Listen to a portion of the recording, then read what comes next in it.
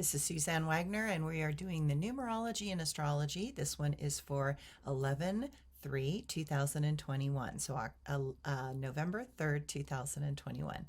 If you add all those numbers together, you get the number 10. The number 10 charges in, filled with vim and vigor. We are here to embrace aliveness, find courage, and step towards the unknown.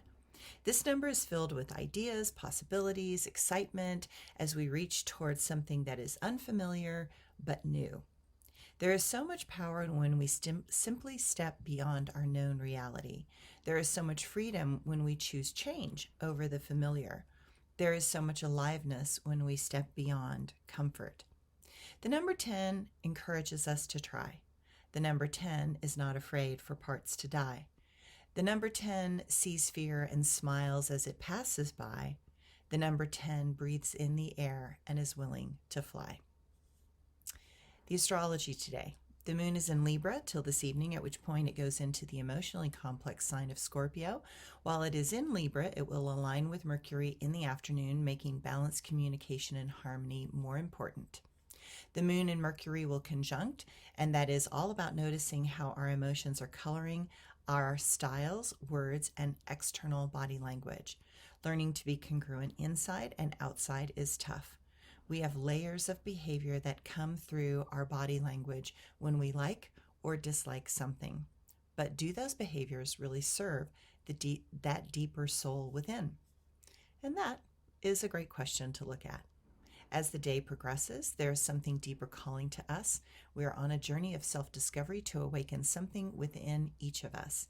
We are discovering courage, boldness, and risk, all things that can be scary to embrace, but this is the beginning of an amazing process to transform our old self into something new.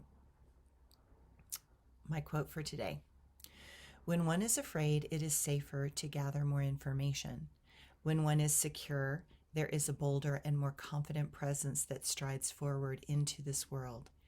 When one is courageous, one notices the edges and recognizes fear as the illusionary barriers that are to be broken to remember, recognize, and reclaim who we truly are.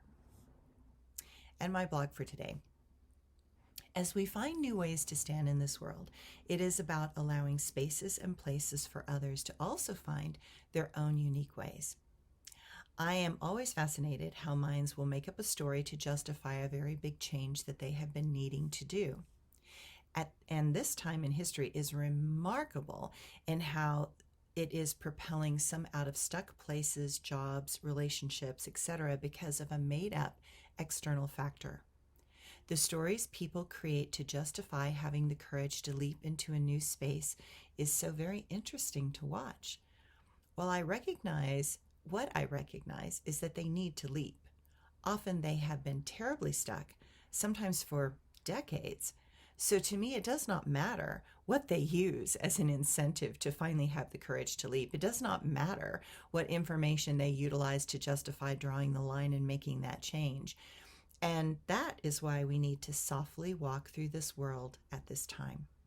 Everyone has used a reason to justify major shifts in their life. Everyone has felt stuck. Everyone needs to make big shifts right now. And that is because the world is going to rapidly shift in ways that we cannot completely understand or even comprehend. Courage is something that must have an ignition point, like a fire that starts a wick so that the dynamite will go off. While that is a violent picture, change is often violent in nature. Shifts are rarely passive and peaceful. Something has to be believed so strongly that a person finds a source of internal power that is fueled by a spark of belief. How often, later on, down the road, have I realized that what I believed was not actually true? What was real was that I was destined, asked, and cajoled to make a shift. And the angels and guides used whatever they could to get me motivated to do just that. That is why even now, I do not care what anyone believes. I care about what it motivates them to do. If it motivates them to step away from a terrible situation, a deadening marriage, or an exhausting job, and it helps them move towards being a better person that is more alive, awake, and happy, then I'm all for it.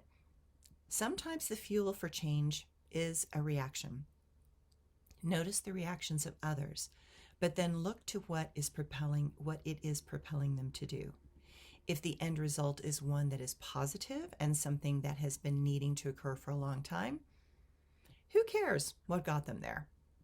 So many times I really believed my choices would create a particular outcome. So many times it created something very, very different. But the choice was never the wrong choice. The outcome I saw in my mind was a fantasy and was not based on what my soul needed, but what my mind needed to justify that change. In the end, those choices became the paving stones that marked the passage of this life and experience. Paving stones that delineated a trail through the jungles of chaos and the human condition. Paving stones that hopefully will remain for others to find and follow. We are here to cut unique pathways in this density.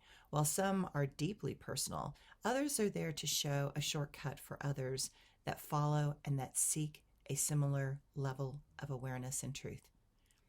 I have followed the paving stones of many great teachers and seekers in my life, and they have showed me the pathway up the apparently insurmountable cliffs of my mind's creation.